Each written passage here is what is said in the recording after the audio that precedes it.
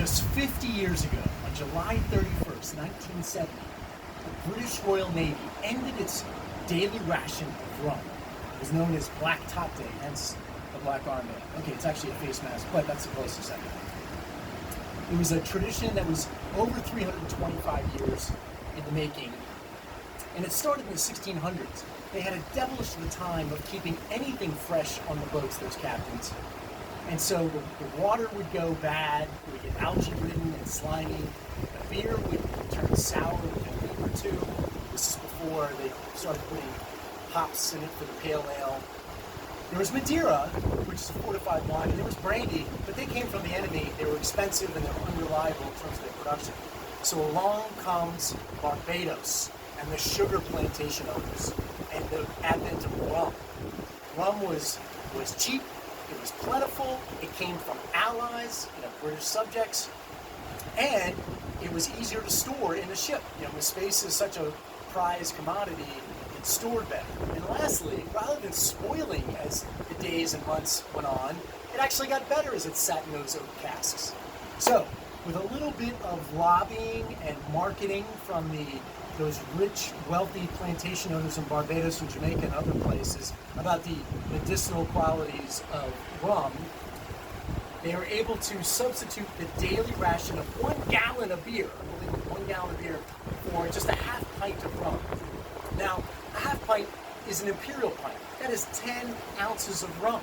That was given in the morning. So the Navy suddenly found itself with another problem, which was 50 or 60 guys on a boat in their 20s downing 10 ounces of rum in one sitting. And so the Navy knew had a problem they had to fix, and along came old Grogan, Admiral Vernon, to fix it. He knew he couldn't take away the rum, but what he could do was split the ration and water it down, which is exactly what he did. So he concocted a 4-to-1 ratio of water to rum, the tot, and did a morning 10 to noon, and then a 4 to 6 ritual called splitting the main brace. They would have this ritual of serving out the rum and doling it out as the daily ration. Now, they continued to split that and have that dose of rum throughout the years.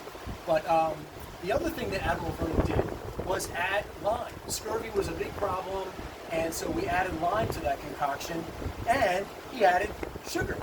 So you had this concoction of rum, water, sugar, and lime. I'm going to add a few mint leaves to that. I'm going to call it a Mojito, which is what it is. So, first what we do is we add to the mint leaves, the lime, 1 ounce. We're going to add 2 scoops of sugar, and we're going to muddle that. Not too much. We just want to break up enough of the lime to get that, or the mint, just to get that little flavor out.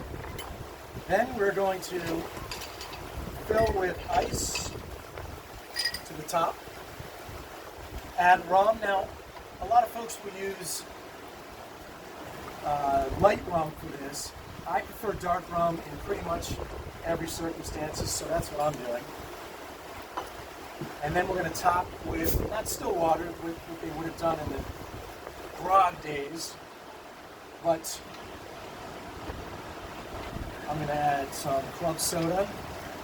And there you have